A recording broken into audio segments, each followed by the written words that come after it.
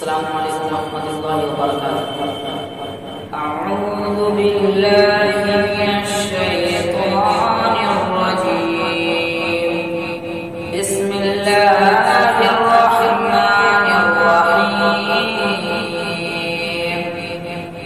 يا أيها الذين آمنوا إذا نودي للصلاة من يوم الجمعة فاسعوا إلى ذكر الله وذروا البيع ذلكم خير لكم إن كنتم تعلمون.